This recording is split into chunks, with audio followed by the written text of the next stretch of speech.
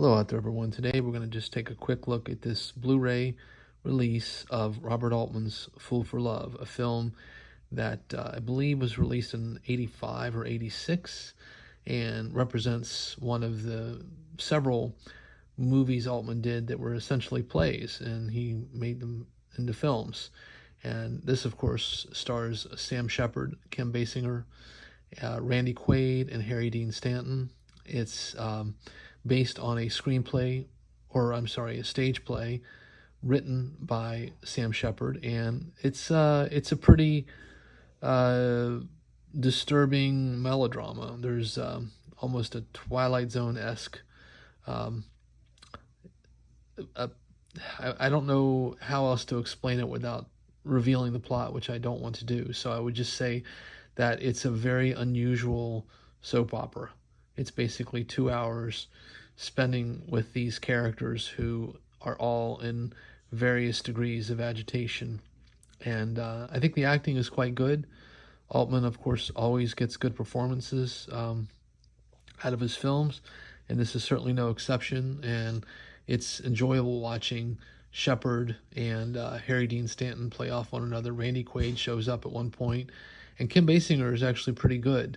I think overall it's a good film, not a great film, definitely not one of Altman's best, but one that I think is worthy of a watch just by virtue of who's behind it and in front of the camera. I think it's a pretty interesting 2 hour character study about some pretty anxious individuals, and we later learn in the film there's a reason for that, and it's not without motivation, and I think it overall rings true.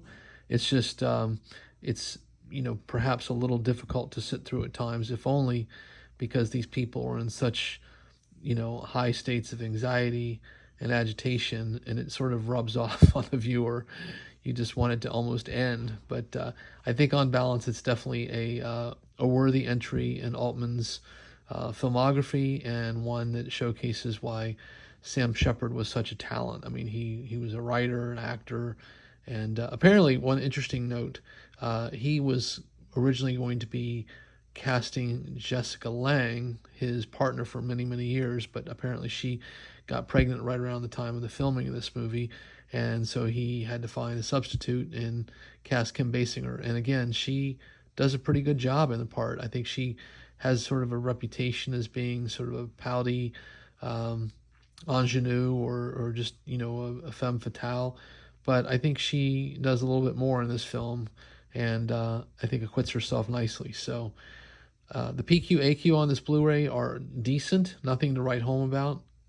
It's definitely a film that is probably, the original film stock is not in great shape, and I don't anticipate they're going to be going back to the original camera negative anytime soon for this obscure Altman pick, but I absolutely think it's shelf-worthy, and just another great example of how Altman could really get drama on screen in such a way that makes you believe that you're watching these people's lives. There's overlapping dialogue as per usual with Altman, and it's just one of those things that he was so good at, is making you feel as though you were a fly on the wall watching these characters' lives.